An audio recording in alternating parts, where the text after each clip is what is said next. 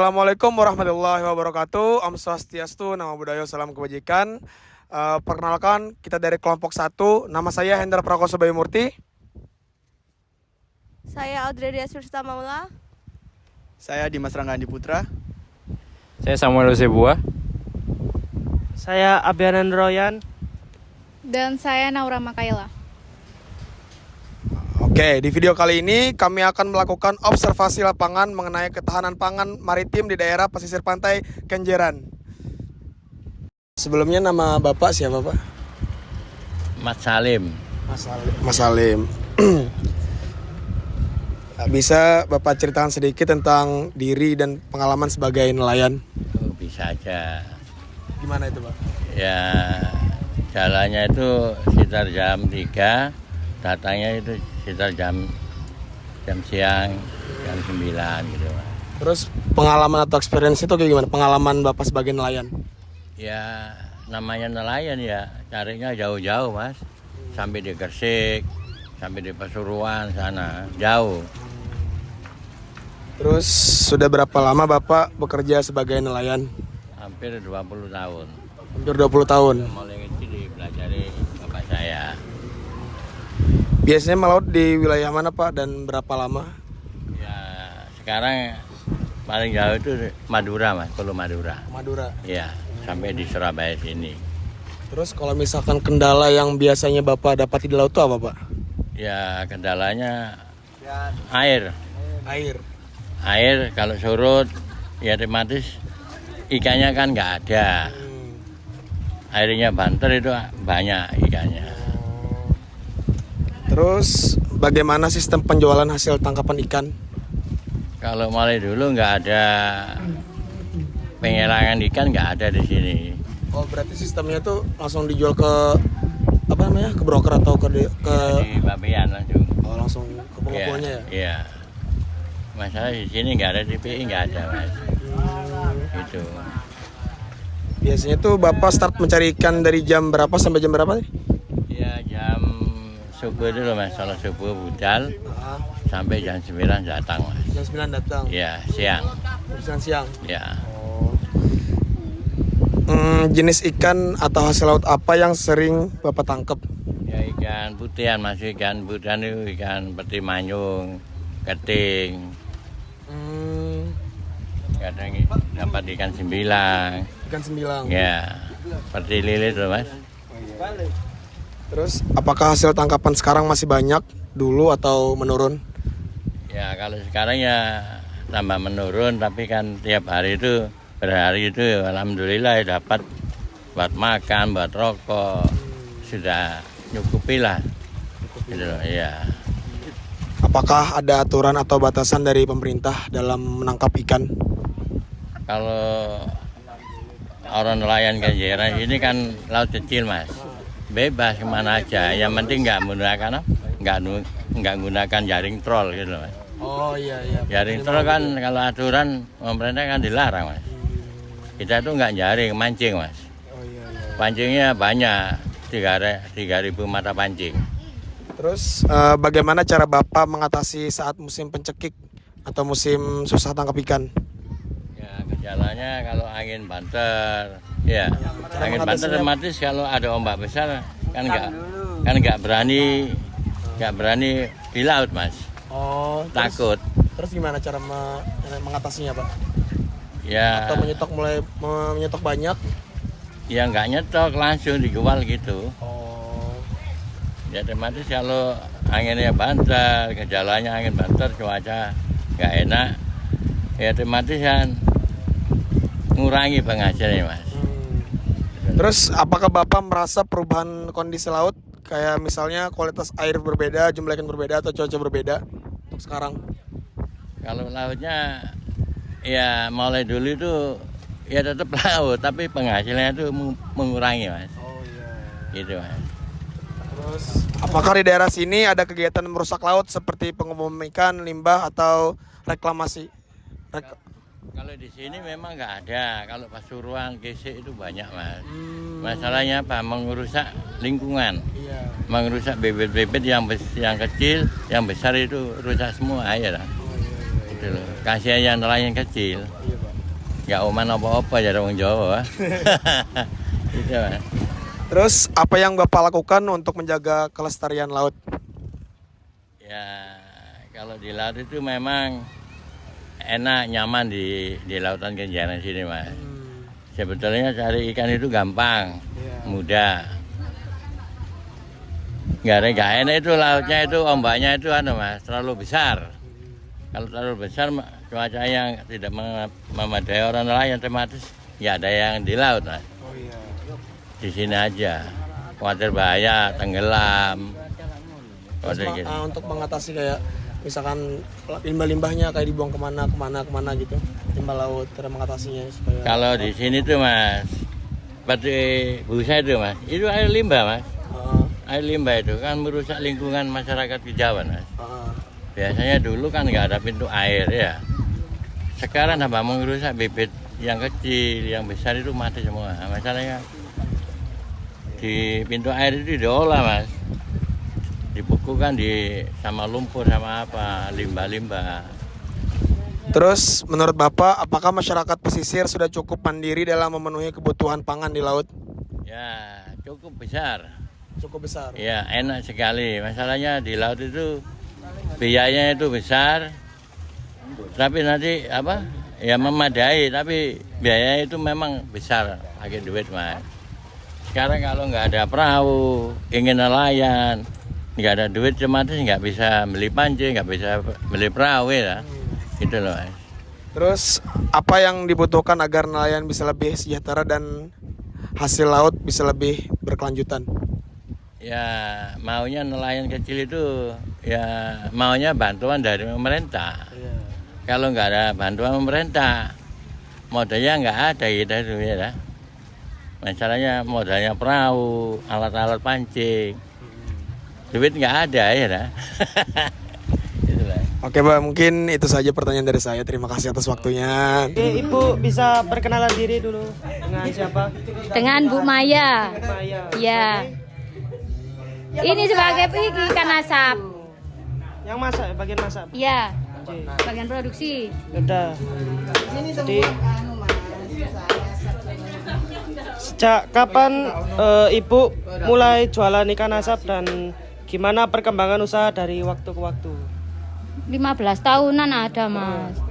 Terus perkembangannya dari zaman ke zaman, maksudnya dulu kayak kurang Kalau rapi perkembangannya enakan dulu, ikannya murah, yang beli nggak ruwet. Kalau sekarang kan yang beli mintanya murah, sedangkan harganya kan semakin naik. Oke. Udah. Terus kenapa Ibu milih usaha ikan asap untuk mendukung pemanfaatan hasil dari nelayan-nelayan? Ini nerusno pekerjaan nenek moyang. Yang kedua bisa jaga anak juga, bisa jemput sekolah, bisa anak ngaji gitu. Oke. Terus dari mana Ibu memperoleh pasokan ikan segar dan pasokan tersebut selalu tersedia sepanjang tahun itu? Kalau di sini ada yang menyediakan, tetangga, ada apa itu loh, apa ya Nur? Dikirim, ya pemasok. Kalau enggak ada ya pergi sendiri ke pasar.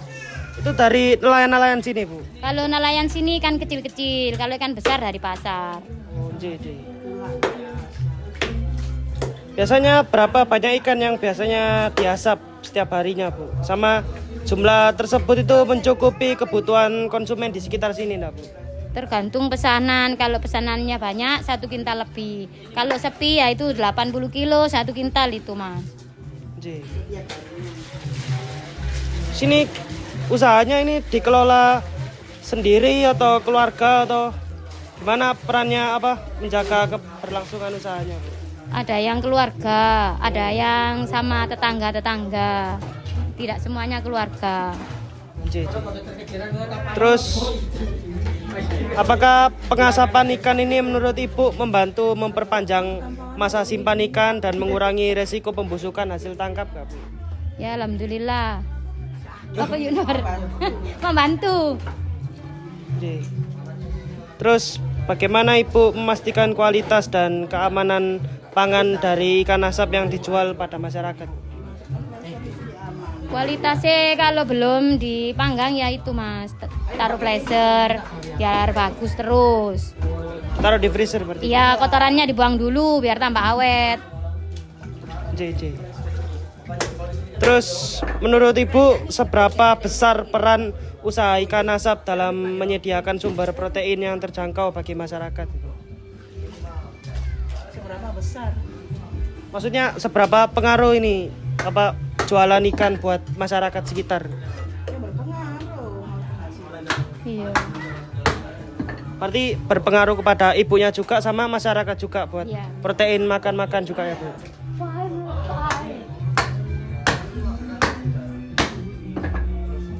Terus apakah Ibu merasa usaha ikan asap turut membantu menjaga ketahanan pangan di daerah ini terutama saat hasil tangkapan menurun? Iya, sangat membantu. C. Terus harapan Ibu agar usaha ikan asap dapat terus berkembang dan mendukung ketahanan pangan laut di masa depan gimana Bu? Apa yuk harapan? Harapan. Ya iso pasarannya jangan mahal terus. Harganya standar mas, jangan naik terus. Yang beli kalau dinaikkan itu protes gitu. Kan kulaannya kan naik, belinya kan harus naik juga kalau orang beli. Tapi kadang nggak mau orang kan. Udah, terima kasih J Bu. Ya. Bapak bisa perkenalan diri dulu.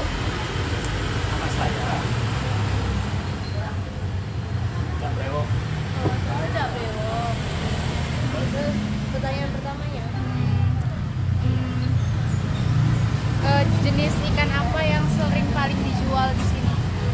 Patin, Selain itu Pak? manyung, pari, kakap putih, kakap merah, tenggiri, tuna, itu dulu. terus untuk apa tantangan terbesar dalam menjaga keuntungan usaha ini?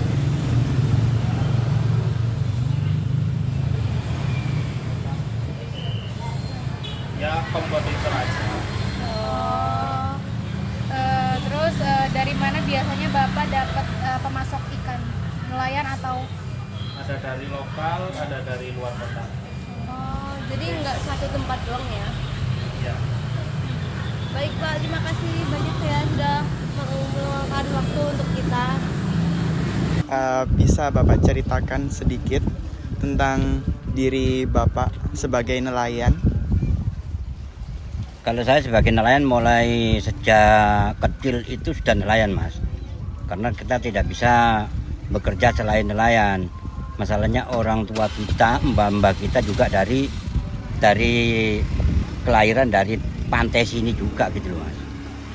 Jadi kalau ditanyakan kesah keluhnya, memang nelayan sekarang dengan dulu pada waktu kecil Bapak itu lain mas. Sangat beda sekali. Musimnya sekarang ini kan nelayan itu pakai mesin, bisa dikatakan instan gitu kan. Kalau kecil Bapak itu alami mas. Dan nelayan di sini bisa dikatakan nelayan tradisional, bukan internasional. Makanya kalau berangkat jam 6 pagi bisa juga jam 12 sudah tiba di rumah gitu loh. Tinggal kita melihat ikannya itu musimnya kena di mana gitu loh. Kalau kita kena di Madura otomatis agak jauhan, mungkin pulangnya lebih jauh lagi, lebih lama lagi gitu loh. Bahkan alat apa itu untuk persiapan apa itu perbekalannya itu mungkin lebih banyak lagi. Salah satu contoh kayak bensin biasanya itu 4 liter. Kalau musimnya ikan itu kena di daerah Madura sana mungkin bisa 10 liter. Bahkan pulangnya agak lambat. Biasanya kalau di sini hanya ditempuh 6 jam sudah selesai pulang lagi gitu mas. Maaf sebelumnya Pak, nama bapaknya siapa? Bapak Sahlan. Bapak Sahlan. Nah, Bapak Sahlan ini udah berapa lama jadi nelayan? Tidak bisa dihitung, mulai kecil saya sudah nelayan mas, sampai setua ini gitu loh. Emang sekarang Bapak Sahlan umur berapa? Umur 62. Oke. Untuk biasanya Bapak Sahlan ini nelayannya ini di wilayah mana saja? Kalau masalah nelayan itu tadi saya kan sudah bilang mas. Sekarang ikan kalau kena di daerah Madura, kita ya carinya ke Madura. Enggak setiap hari di sini gitu loh. Kan ada musim mas. Iya. Sekarang bulan ini musimnya ikan ini kenanya di sana kan gitu. Tidak pasti di daerah Selat Madura sini, bahkan bisa ke ujung Pangkal sana, utaranya Gresik, itu bisa menempuh 15 jam mas. Perjalanan dengan operasionalnya mancing itu tadi, plus pulangnya, mungkin bensinnya paling sedikit 15 liter, itu mas. Nah, buat sistem penjualan hasil tangkapan ikannya gimana Pak? Hasil tangkapannya itu sekarang sampai yang ditanyakan itu ikan yang seperti apa gitu loh. Di sini ada pancing itu macam dua. Pancing kerapu ada, pancing ikan asap juga ada gitu loh. Kalau hasilnya kita kerapu, kita jual ke juragan sini, juga ada yang pengepul di sini disetor ke restoran. Yang kerapu jenis kerapu. Kalau sejenis ikan asap hanya dijual di daerah sini aja, itu ada juragannya sendiri gitu loh. Oke Pak. Untuk hasil sekarang itu lebih menurun apa lebih meningkat? Nah ini bisa dikatakan kalau menurun dan tidaknya. Kalau sengsaranya memang sekarang ini agak sengsara mas. Dalam arti sengsara itu gini, pada waktu kecil saya itu masih tradisional, istilahnya itu masih alami ya. Perahu kita datang jeret langsung itu enak, pasir gitu ya. Itu yang saya katakan enaknya dulu. Nah, kalau sekarang kalau air sudah surut tiba di sana, itu di sini aja di pinggir sini lumpurnya itu segini mas. Memang itu bisa dikatakan kendala alami gitu kan. Nah di samping itu sudah saya rasakan mulai 10 tahun sampai sekarang, itu perubahannya sangat drastis. Drastisnya dari mana? Kecil saya itu pada waktu alami itu kayak kerang kecil-kecil itu di pinggiran sini ini ada mas, bisa dimanfaatkan oleh warga yang masih nganggur, bisa cari kerang, nanti dikupas dijual ke pasar. Sekarang tidak ada sama sekali. Karena apa? Lingkungan mas. Dulu di sini belum ada istilah, bukan kita menjelek-jelekan mentari ya. Di situ kan ada rumah tapi di dalamnya pabrik. Bahkan limbah kotorannya itu kan dibuang terus larinya ke rawa-rawa, terus akhirnya ke sini. Sama sekali sampai sekarang tidak ada, bisa dibuktikan. Kerang kecil-kecil itu. Oh begitu. Iya. Pada waktu 10 tahun yang lalu di sini loh mas, bahkan kupang itu sampai di sini ini ada mas. Sekarang satu butir pun tidak ada. Dampaknya itu. Oh iya, ada kaitannya dengan tadi sampean menyenggol tentang reklamasi pantai. Apakah ada kaitannya dengan itu sampean? Untuk reklamasi pantai? Reklamasi pantai tadi sama Pak Mat Salim. Di nomor. Ada perubahan, ada reklamasi pantai.